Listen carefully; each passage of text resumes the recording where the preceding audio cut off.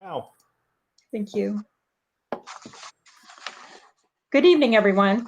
I call the Marlington Local School District Board of Education regular meeting to order on December 3rd, 2020 at 7:00 p.m. Would everyone please rise for the Pledge of Allegiance?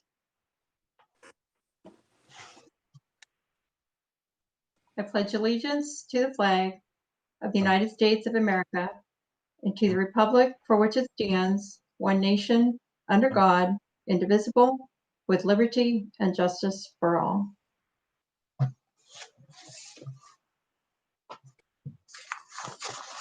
Reading of the mission statement. In collaboration with staff, community, parents, and students, the Marlington Local School District will develop lifelong learners who understand and apply knowledge and demonstrate excellence in pursuing the highest standards with effective intervention to challenge every student. This meeting is a meeting of the Board of Education in public for the purpose of conducting the school district's business and is not to be considered a public community meeting. Dr. Main, would you please call the roll? Mrs. Gabrick, Here. Mr. Hagan, Here. Mrs. Humphries, Here. Dr. Mason, Here. Mrs. Stevens. Mrs. Stevens is unable to attend the meeting this evening and has been excused from the meeting. Adoption of the meeting agenda. There was one late change to the agenda where we'll be striking item 6C, as it was determined that was not needed. So is there a recommendation, is there a motion to recommend the Marlington Local Board of Education adopt the following agenda for the December 3rd, 2020 meeting as presented and striking item 6C? So moved. Second. Are there any additions or corrections?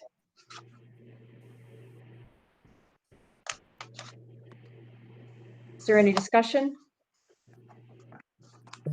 Please call the roll. Ms. Gabrick, Yes. Mr. Hagan, Yes. Mrs. Humphries. Yes. Dr. Mason, Yes. Mrs. Stevens.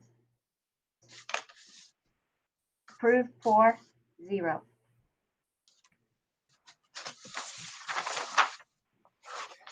Public participation. Dr. Main, were there any public speaks documents sent to you for the meeting this evening?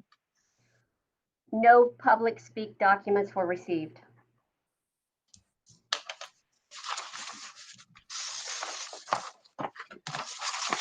Special presentations, Business Advisory Council update. I attended the Business Advisory Council on Tuesday, November 24th.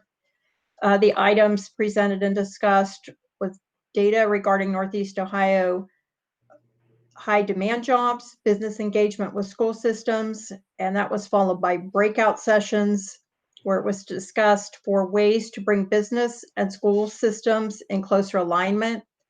And specifically, questions were asked: how can business and industry become more engaged in schools?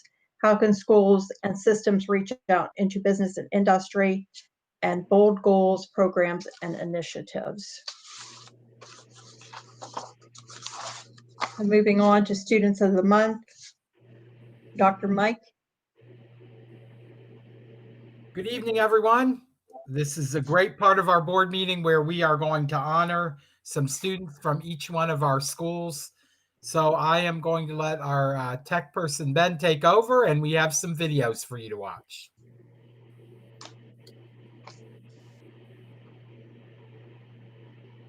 Good evening, Mr. Spondale here, Principal of Marlington High School, and I'd like to introduce our Students of the Month. Our first Student of the Month is Kylie Munoz. Kylie is the daughter of Joy Munoz.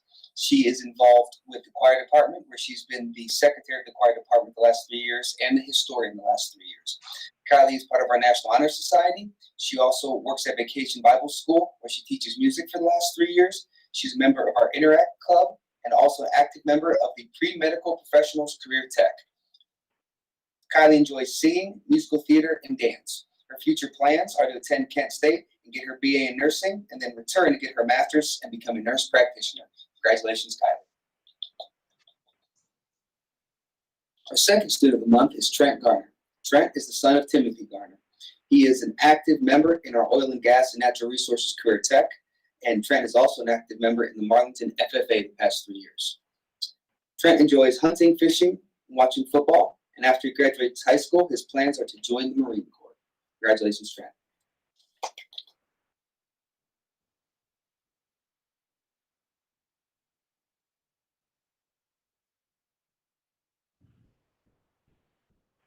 Good evening. I'm Nick Evanich, middle school principal, here with our December Students of the Month. Our first December student of the month is 8th grader Mary Hottinger. Mary is the daughter of Tom and Diana Hottinger. Her favorite class is French 1. She plays volleyball, basketball, is a member of the choir and the chamber ensemble, and plays JO volleyball for Ignite. She is also a member of the New Baltimore Community Church and the youth group. Mary loves to read science fiction books and enjoys hiking. Here's what Mary's teachers have to say.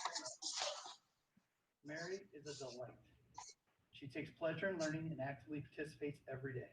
She goes above and beyond and loves a challenge. She is cheerful during classroom activities and treats her classmates kindly. Mary is a model student and young citizen. She leads by example and is always willing to help in any way, shape, or form. She's a great student, but I would venture to say she's even a better individual outside the classroom. And lastly, Mary is a classroom leader that doesn't fear making a mistake in order to grow. She comes to class with a positive attitude and is always willing to help others. Congratulations, Mary. Great job. Our next student of the month is 8th grader Tatum Hoffman. Tatum is the son of Tim and Tina Hoffman. His favorite class is life skills, also known as gym class. Tatum runs cross country for the last 2 years. He is on the Stark Raiders summer baseball team. He enjoys riding dirt bikes as they have their own track at home, and he's hoping to race this spring. He also likes fishing with his family. Tatum's teachers had this to share about him. I don't have Tatum as in class, but I gave him 2 Duke Strong tickets because I saw how kind he was being to other students. Tatum has a great personality. He is always willing to lend a helping hand to both fellow students and his teachers as well. He is very respectful and a pleasure to have in class. His actions show he's an example for many students to look up to and model their behavior from. Tatum is such a polite and hardworking student who never hesitates to ask questions when he needs something clarified. He takes advantage of opportunities to rework his work to improve it, and he has a great personality. And lastly, Tatum is an exceptional young man who is incredibly respectful and kind to others. He is always on top of his academics and always looking to improve. Great job, Tatum. Keep it up. Congratulations. Thank you.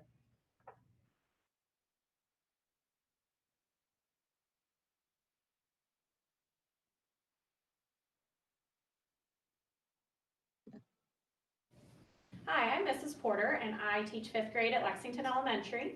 And I would like to congratulate Adrienne Gilman as being our Kiwanis Student of the Month. She is one of our hardest working students here at Lexington, and it does not go unnoticed. Adrienne was chosen for the Kiwanis recognition because she has an incredible work ethic, a positive attitude, and a kind heart. Adrienne finds any spare moment of the day, including arrival and dismissal times, to complete her work. She also takes advantage of the extra credit assignments when they are offered. She is willing to help both her peers and teachers, and you can usually notice that she has a smile on her face under her mask.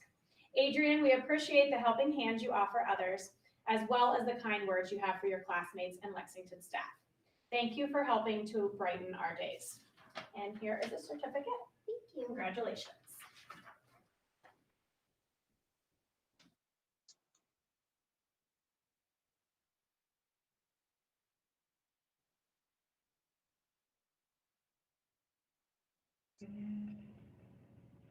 Good evening, Marlington community. My name is Mrs. Mort. I am the building principal at Marlboro Elementary, and I have the distinct pleasure of introducing to you our December Kiwanis Student of the Month, Cassie Charter. I'm going to share a little bit about Cassie from her teachers. Cassie was chosen as the 5th grade Kiwanis Student of the Month for her many amazing qualities.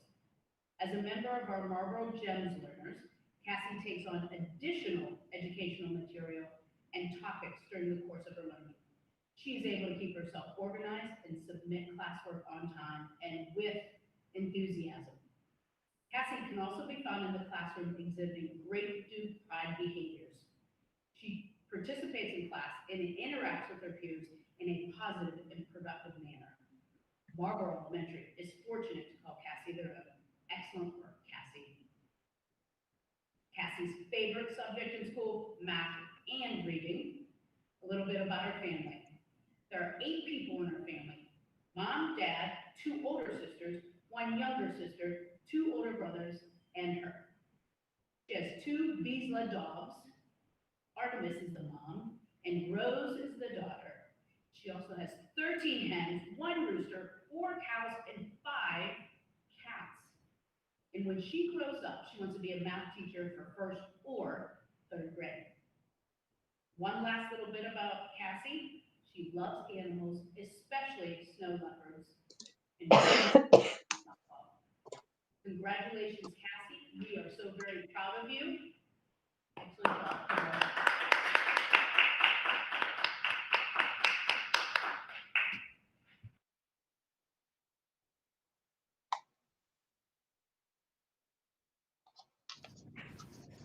Gary Tosh here, principal at Washington Elementary, and standing with me today is the December's Kiwanis Student of the Month, Brady Tully.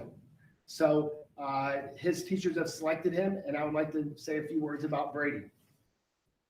His teachers say, there are many reasons why Brady has been selected as the December Kiwanis Student of the Month. Every day when he comes into class, he brings with him a friendly smile, positive attitude, and determination to give his best effort. Brady takes being a kind friend and stellar student very seriously. We are grateful to have Brady in our class. On behalf of Washington and the Kiwanis Club, congratulations.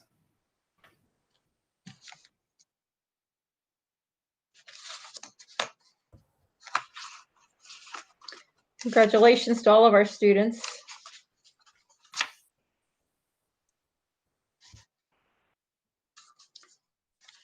Under old business, public participation discussion. Dr. Mike, do you want to give a few comments on the information that you received when you reached out to area schools and the capabilities of our systems and that sort of thing? Sure. So I did a little bit of research. I didn't talk to all of the Stark schools. I think I talked to 6 or 7 and then 1 or 2 that are not in Stark County. Everybody is pretty much doing what we're doing for the moment. I did find one district that is allowing people to make a video.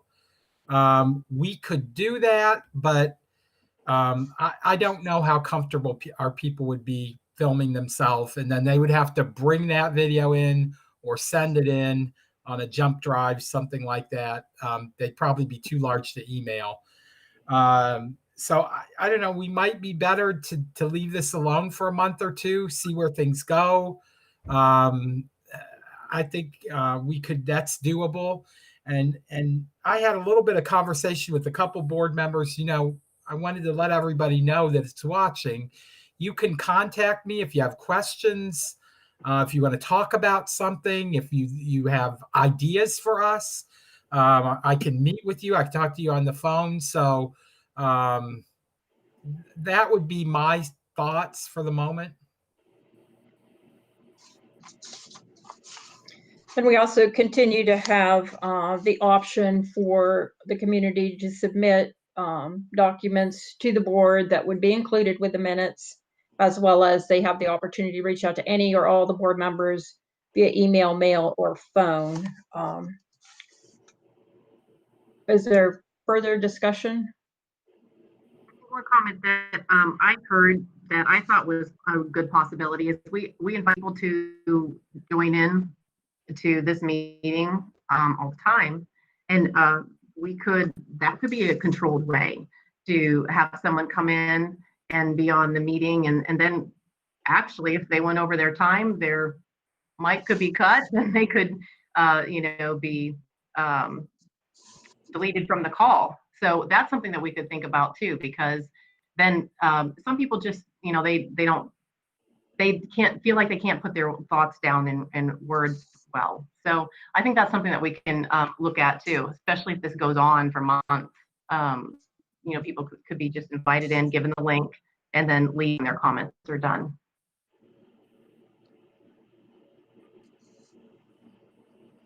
Yeah, I would be in favor of supporting Dr. Mike's recommendation to let this ride the way it is for a few months and revisit it. Come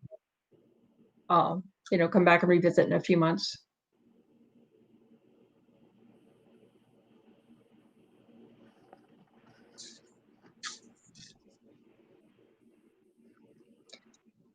Okay, moving on to the lease purchase discussion. I'll turn this over to Dr. Mike.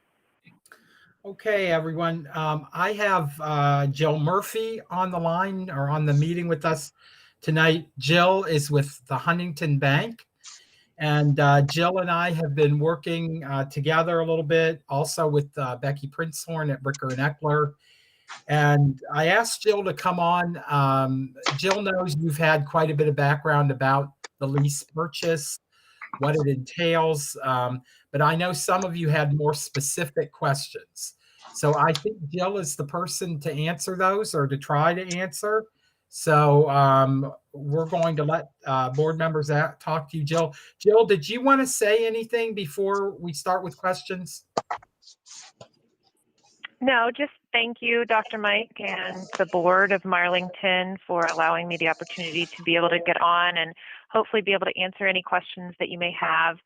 I manage our municipal lending team here at Huntington and have done many, many transactions similar to the one that Marlington Local School District is contemplating.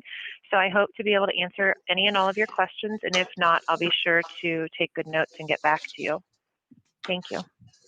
Well, Jill, before we start with our questions, would you perhaps be able to give us a brief overview of the document that was presented to us as far as the terms and just like an overall explanation of the lease purchase document that you have given us? Certainly. And is the one that is in front of you at the top, does it say draft term sheet on it? That's correct. Okay, thank you. So the draft term sheet, what I did was after speaking with Dr. Mike and Becky Princehorn at Bricker and Eckler, we contemplated the different types of structures that would be available to the school district. And upon Becky's recommendation, I agree that the best way for the school district to do this would be to enter into a ground lease, is what it's called. And if I'm telling you too much, stop me, please. But school districts, unlike us as individuals, are not able to enter into a mortgage whenever you want to do improvements on one of your buildings. And so the way that the Ohio Revised Code allows districts, school districts, and municipalities to borrow money against property is via the ground lease. And basically how it works is Marlington Local School District leases Lexington, Washington, and Marlboro elementary schools to Huntington Bank. And Huntington Bank then leases those school buildings back to the district to use. You'll notice in the security section, which is about 6 down, if you're going from the top, date, issue, and down to security, you'll notice that it says 5 years beyond the final maturity of the lease is how long the actual site lease agreement is for. The purpose of this, and it's never happened ever in the state of Ohio, but the purpose of this is, if you think about Huntington lending the district $4.7 million, and if the district would non-appropriate and not pay Huntington, technically we would be able to come in and take the buildings, but not take them into our name. We would only be able to take them and then re-sublease those buildings out. Again, that's never happened, but we have to add the 5 years on, because if Huntington were to come in and take the buildings and sublease them out, the chances that we're going to make enough money to cover the $4.7 million is very low. And so we have that extra 5 years to collect more rent. Again, never happened, and can't even imagine what that would look like on the news. So don't want that to ever happen. But the amount contemplated here is the $4.7 million. Again, the properties in question are the Lexington, Washington, and Marlboro elementary buildings.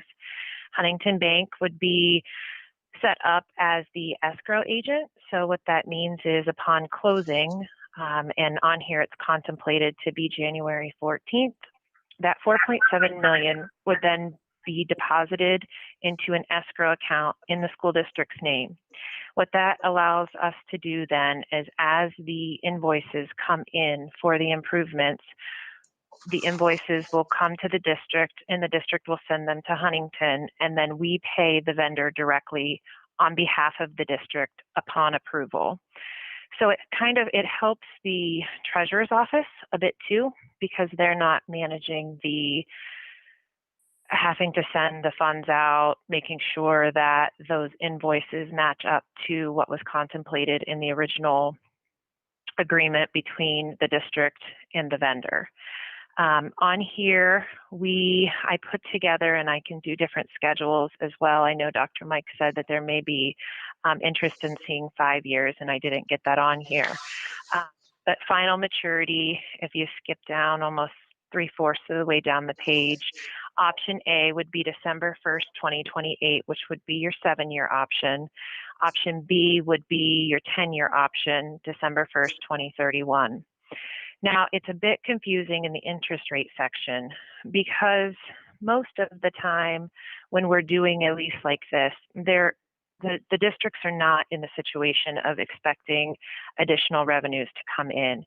And so to get the best rate, we typically put prepayment coverage on our deals. And what that means is that you're not able to prepay for a certain period of time, or if you do prepay, there's a penalty. And so that is the reason for the difference in rates. You're going to get a better rate whenever the deal has better prepayment coverage on it. So you can see option A is referring to your 7-year deal with prepayment coverage and without, and option B is your 10-year deal with prepayment coverage and without. The fees that are associated with this borrowing to Huntington would be approximately, and I should have put not to exceed on here because it may not be $2,500, but $2,500 for Huntington. We hire counsel on behalf of Huntington to review the documents, as well as Bricker and Eckler that the district is hiring, and then the $2,000 one-time escrow fee. If you flip to page 2, I set it up, and this can be changed to be however the district would like, but typically going with the normal structure that a bond or note would have of June 1st and December 1st interest payments, and then December 1st principal payments. I went on further to show the optional prepayments, and I think I did this backwards now that I'm looking at this. Oh no, I'm okay, sorry. Option A, and then it's showing you that option A, you either have the prepayable at any time, or the structure to where it wouldn't be prepayable without a penalty is in the optional prepayment, and that's for option A and option B. And then going down further through, again, we're just reiterating that this is a direct placement with the bank. It would be one term bond, so you wouldn't have a lease for every year. It's just one. Marlington Local School District would be the paying agent. We're not asking you to have a different paying agent, so that cost is not there. And then obviously, because we're doing a private placement, you won't have to get the rating, the official statements, have a QSIP or a DTC closing. At the bottom of page 2, because we are taking the school district's buildings as collateral, we do on our own a flood cert. I wouldn't think, and most of the time, unless you're sitting on a river, that any of your school district buildings would be in a flood zone. And then we also ask that we are placed as a certificate holder on your insurance. So in the event something would happen, our deal would get paid off with the proceeds of insurance money. I kind of flew through that pretty quickly, but I hope that that's what you were looking for, and we'll open it up for questions. Thank you.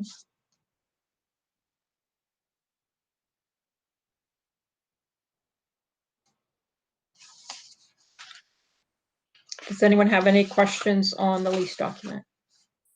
My first question is regarding the security section on page 1. That the issuer will lease the project site to Huntington for a term extending 5 years beyond the final maturity of the lease. Does that apply even if the lease is paid in full? No, that falls so that everything is canceled with the county once the lease is paid in full. That is just, again, to protect us in the event that the school district would not pay. Okay, and does the school have options? According to the amortization schedule here, it's showing one principal payment a year. Do we have an option to make more than one principal payment each calendar year? You absolutely do. The main key is that we get, and Dr. Mike and I talked about this a bit too, that we really need to get the amortization schedule set before closing. So if the district would choose to have 2 per year, we need to make sure that we define exactly, because once the AM schedule is set, it cannot really be reset once the deal closes. And so one of the things that Dr. Mike and I talk through is we know that there's possibly, or there's going to be pipeline money that may come in. And so maybe we make a larger principal payment due when those funds are going to be coming in, and it can be unscheduled if we put it in the original amortization schedule as such at the beginning. So even if you decided that you wanted 2 payments per year, you could say, but Jill, I want 3 payments in 2021 or 2022 because I know that we're going to get that money and I have it earmarked for this debt. So we can structure it however is best for the district. There are really no limitations, just that once it's set, it's set. But does that include the amount or just how many payments that's set? The amount that it's paid down? No, we can change the amounts that it's paid down. We can change anything you want. The principal portions do not need to remain the same. Okay, that was my question. If as the loan goes on, if we could make larger initial payments to pay down the principal, if we have the flexibility to go, with larger payments than, for example, are on the amortization schedule that we have in front of us, and have the option to fall back and make smaller payments in the future. I just wanted clarification that that's feasible. Yes, it is. We would just need to really sit down and talk through how you want that to look, and then I can redo it and get it back over. So Joe, can you define what you mean when you say the schedule cannot be reset when the deal closes? What cannot be reset? Whenever we close a lease like this for a municipality, these lease payments are in the actual lease documents. And so to do an amendment to the lease, it is not as easy as the district calling and saying, Jill, I don't want to pay this amount.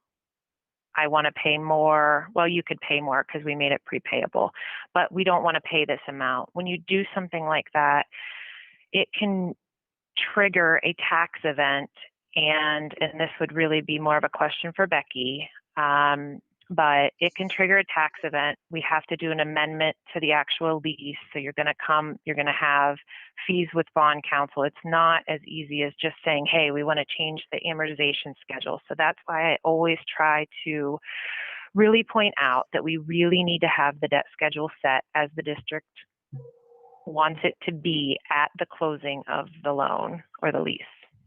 Did I answer your question? I'll say yes and no. So as you know, if we select the with no prepay, we will be making every effort to pay down principal. Now, that is not what you're talking about. Is that correct? It is not. We So don't what would have- happen? Sorry, go ahead. But yeah, just go ahead. I'll listen to what your explanation there. So if we just looked at option A with prepayment coverage as an example, on 12/1/2021, you have to pay, if you chose the option with without prepayment coverage. So I guess we should look at option A without prepayment coverage, second one on page 4.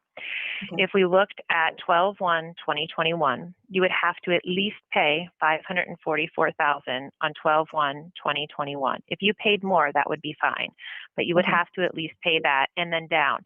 What happens is if you pay more, the documents will read that it's going to be applied in that the principal is going to come off in adverse order, meaning that your 12/1, if you paid $100,000 more on 12/1/21, so you paid $644,000, then on 12/1/2028, your payment would go down to, your principal amount due would go down to $533. Am I making sense? So the schedule doesn't actually change. It just adversely affects the principal that's due towards the end of the deal. But So does it save us interest by paying early? Certainly, yes. Because So if it you could- look at the, go ahead. if you look It'd at the be a- outstanding balance column, your interest rate is figured on the outstanding balance of the lease.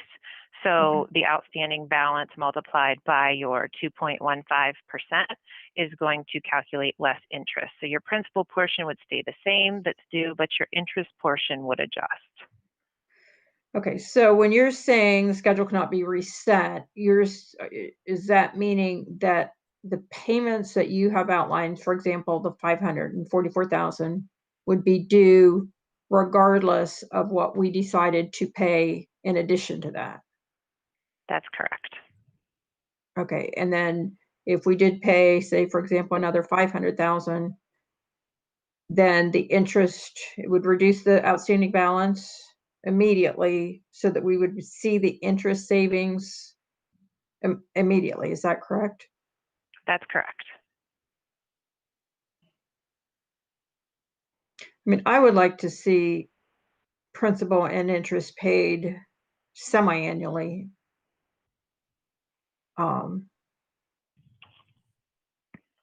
Rather than just the principal annually.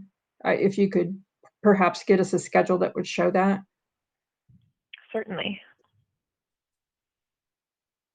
And I guess if this is a 7-year commitment on the option A, it's adding up to 8 years.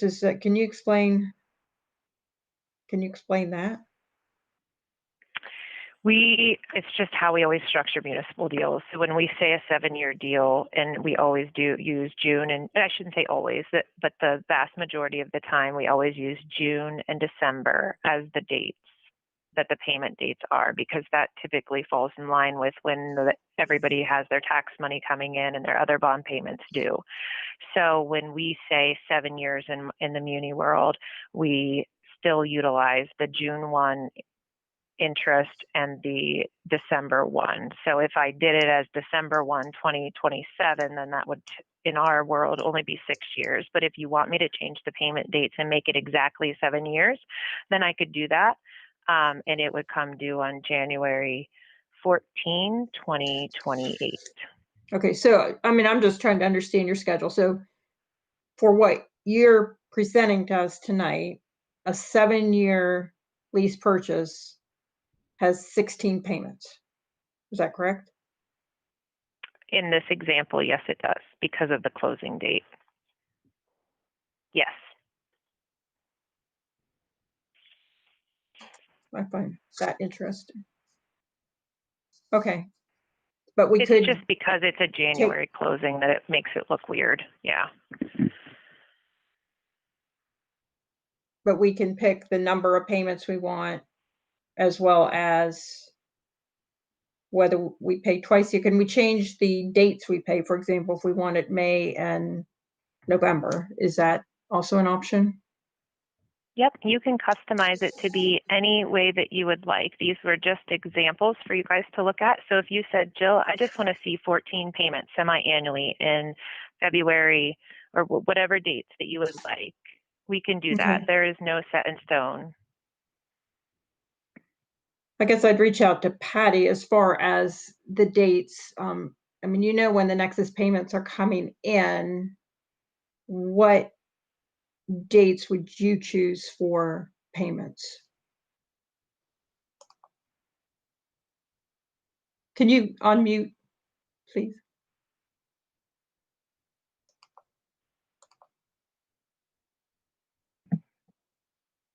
Okay, we usually get a spring and a fall. Um, Can you repeat what the 2 dates already are? That's The set. dates are currently set for June and December. And if we wanted to align them with the Nexus, what would you recommend? Those would work well because it would give us time to get that payment, you know, deposited or in our books, and then also give us a turnaround time to get it to them. So I think those would be great dates. Okay, so does that also work? For example, I know sometimes you get an advance and then you get a settlement. That would also allow the time for that to occur? Yes, we do. I will apply for an advance, the advance taxes. But like I said, that would give us a little bit of turnaround time. So Okay, I think those options would work best. okay.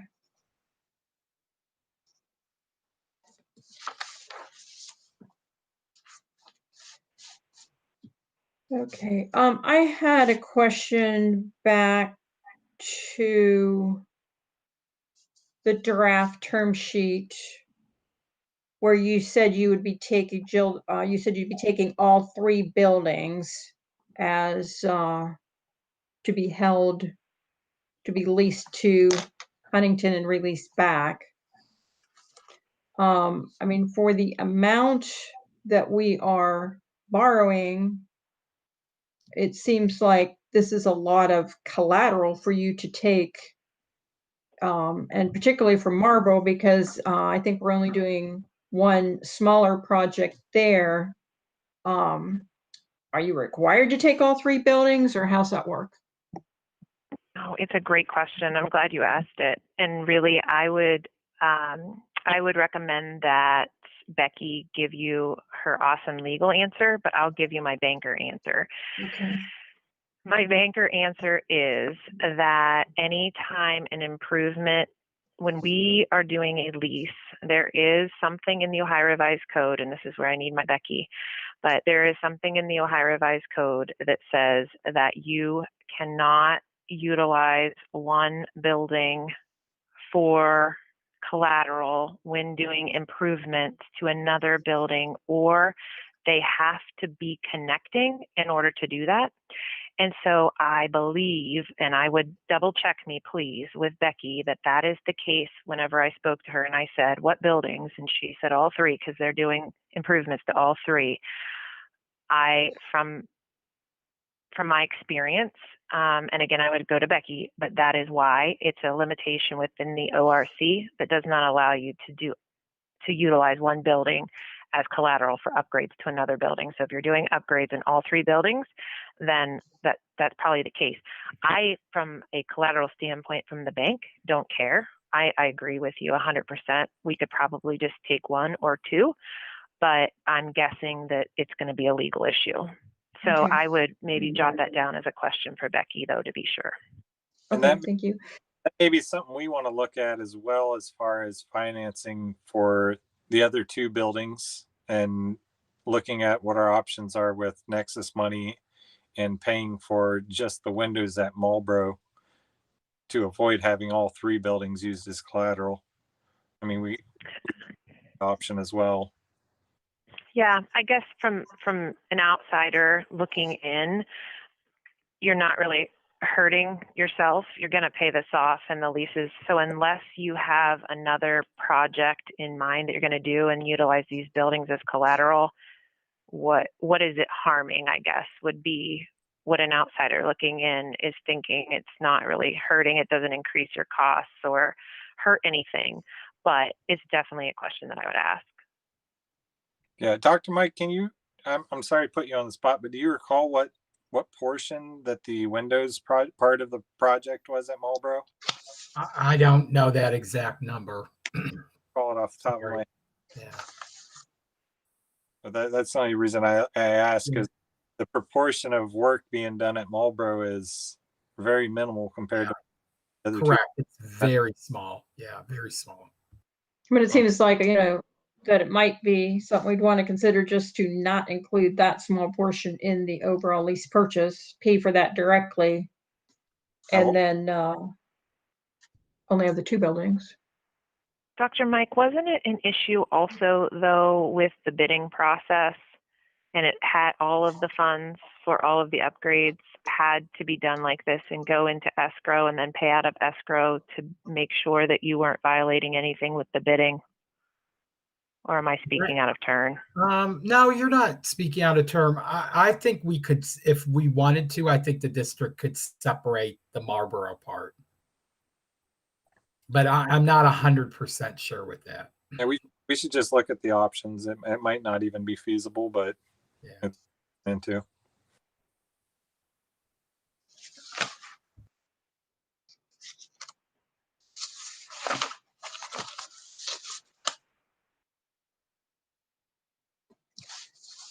And I'm just curious on the overall payment schedule. Is there a reason the payments are different from year to year? I mean, other than the first year, I understand that it's only a partial, the first payment is only a partial half-year interest.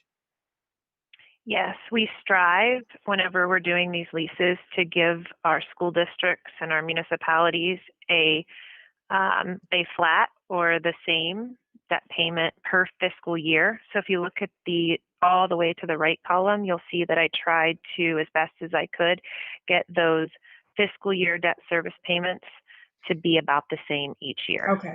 It doesn't I see doesn't what you're have to doing. be that way, but that's Okay. just typically what yeah, we can change it. No, that's fine. I see what you're doing on the fiscal year there. Okay. I was looking at it on the calendar year.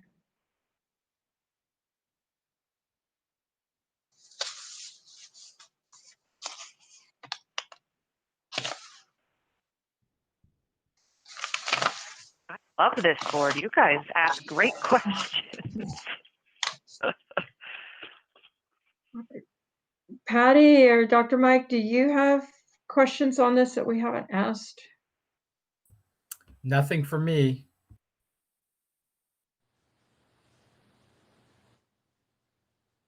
Scott or Karen?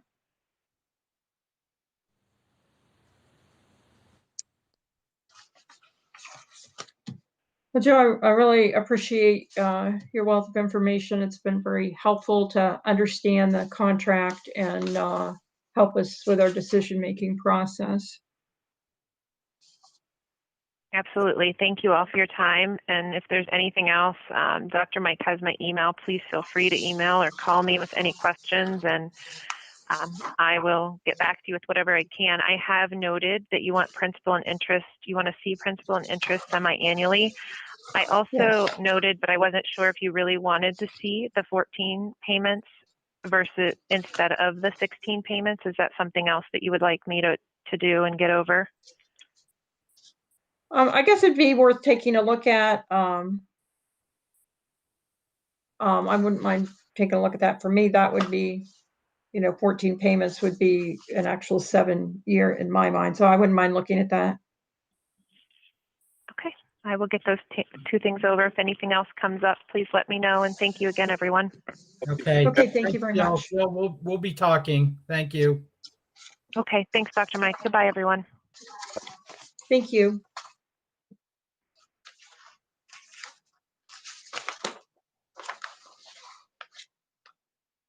Dr. Mike, did you have anything else you want to talk about with the lease purchase? No, I think the best thing to do will be to let Jill draw this up and then let all the board look at it. And then if you want changes or we think we need changes so that, if we do go with Huntington and we do go with this process, that it's correct for us.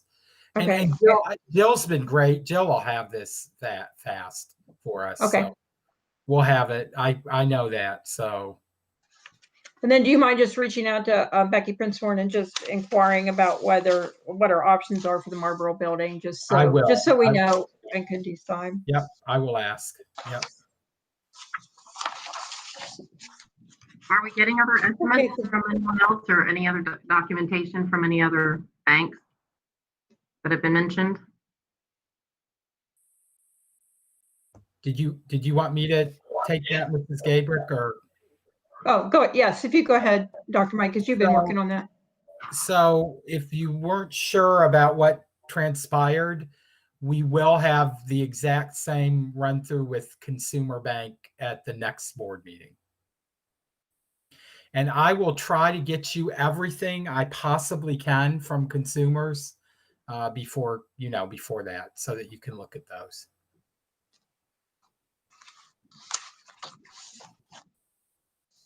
Okay, thank you very much.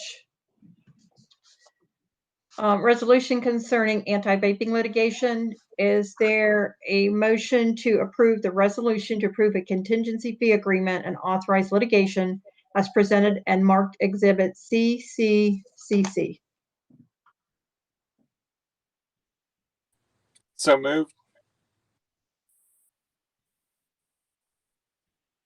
Is there a second?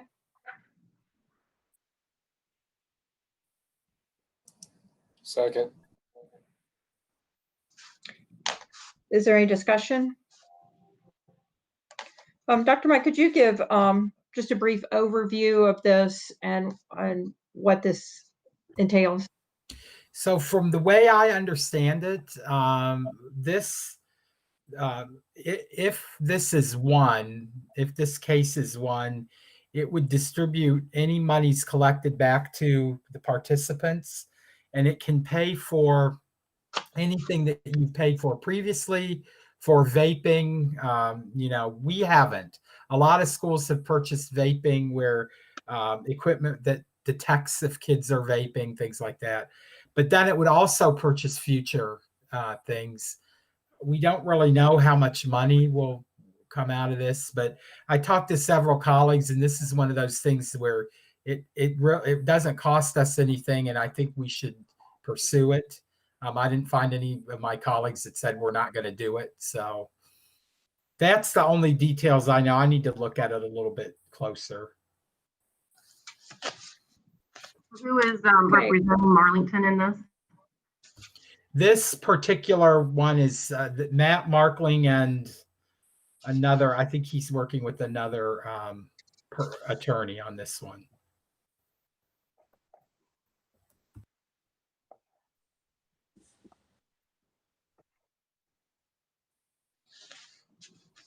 Patty, please call the roll. Mrs. Gabrick, Yes?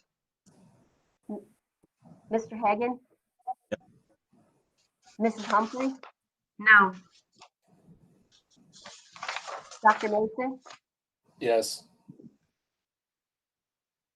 approved, 3-1.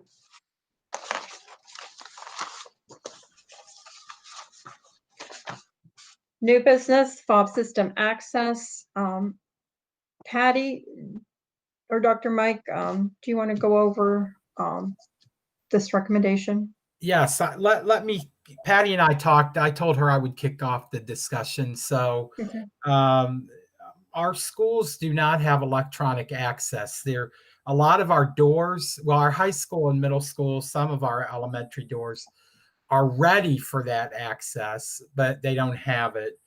And I think you're aware, the government distributed money to townships and municipalities, and they could, at their, as they saw fit, distribute it back to school districts.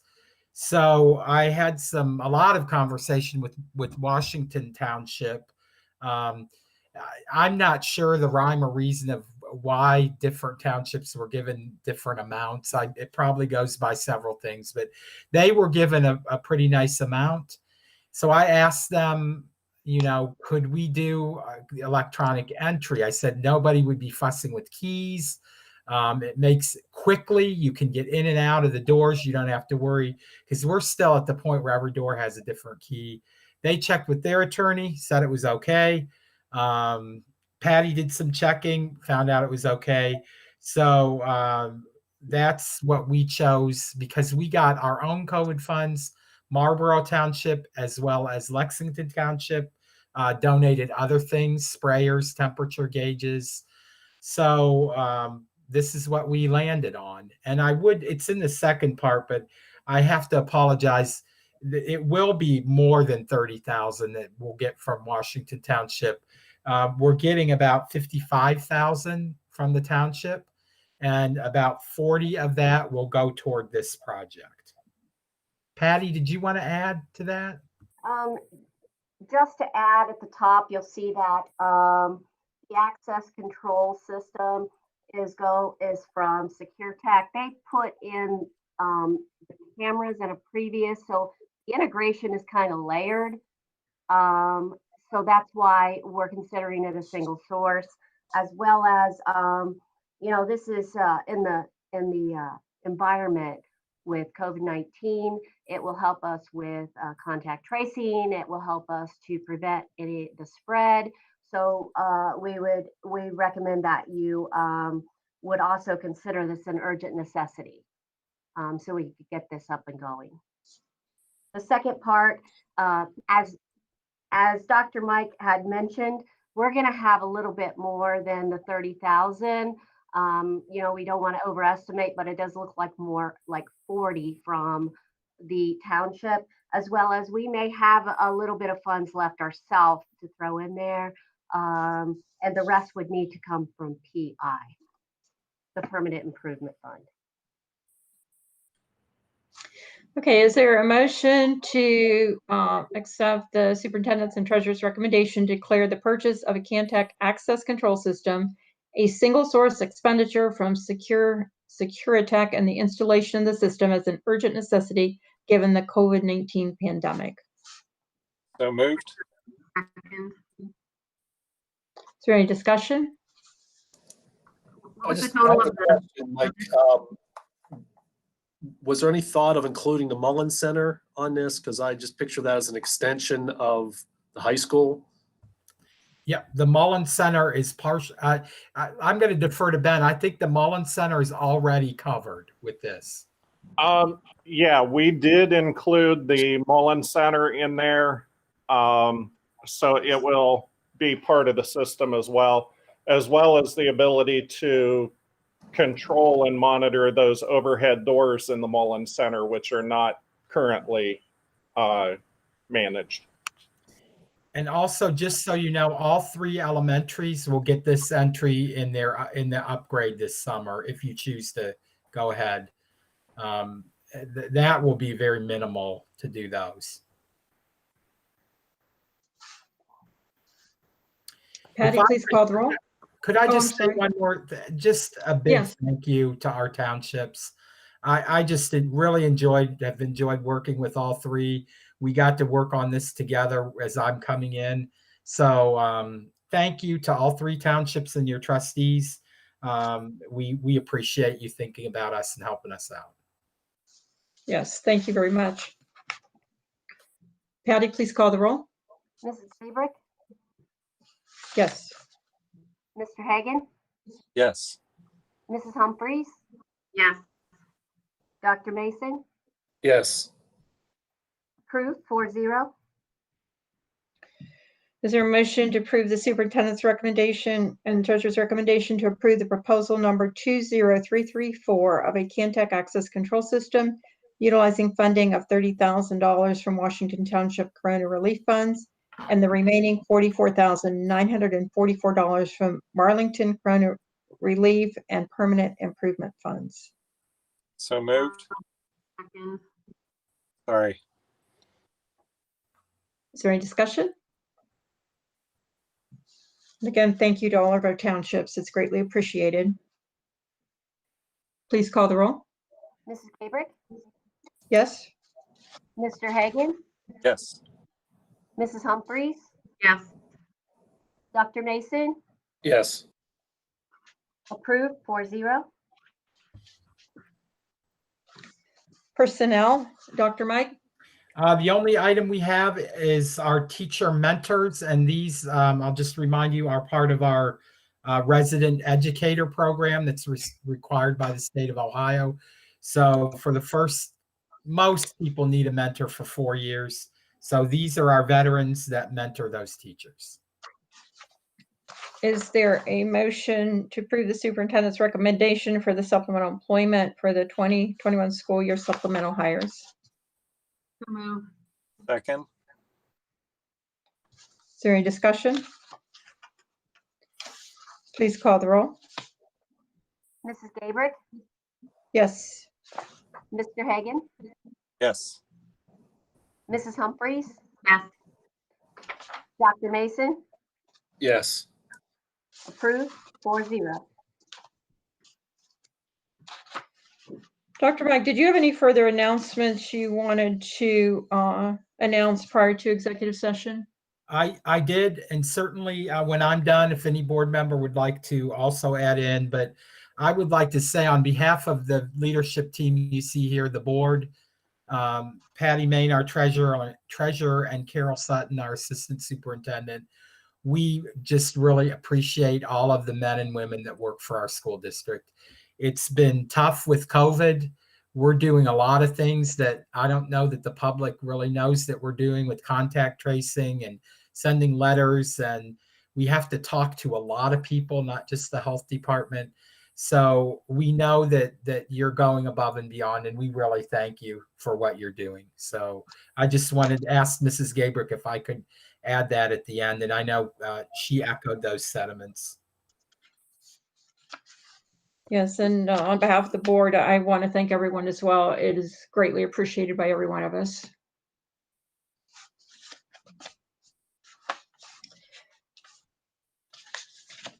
Executive session, we'll be adjourning into executive session, after which there is no action that we think will be taken. So is there a motion to enter into executive session in accordance with ORC 121.22 to discuss the employment, dismissal, and compensation of public employees, and to discuss matters required to be kept confidential by federal law or regulations or state statutes? So move. Second, Is there any discussion? Please call the roll. Mrs. Gabrick, Yes. Mr. Hagan, yes. Mrs. Humphries, Yes. Dr. Mason, Yes. approved 4-0. Thank you. If everyone would exit out of the Google Meet and join the Zoom meeting link that was sent to you for executive session.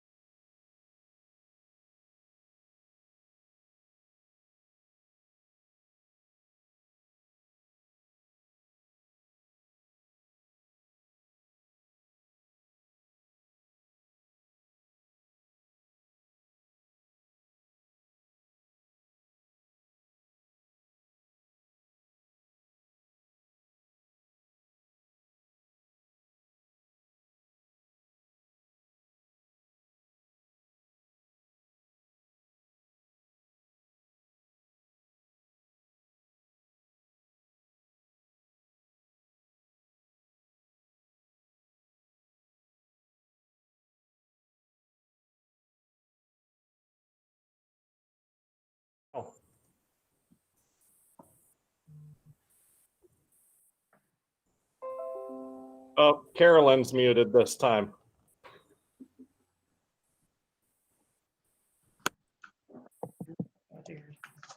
Thank you. We're declared out of executive session at 8:37. The next board meeting will be a regular meeting on December 17th, 2020 at 7:00 p.m. Is there a motion to adjourn? So moved. Second, Is there a discussion? Please call the roll. Mrs. Gabriel, Yes. Hagan, yes. Mrs. Humphrey, Yes. Dr. Mason, Yes. approved 4-0. Thank you very much, everyone, for attending. And Ben, thank you very much.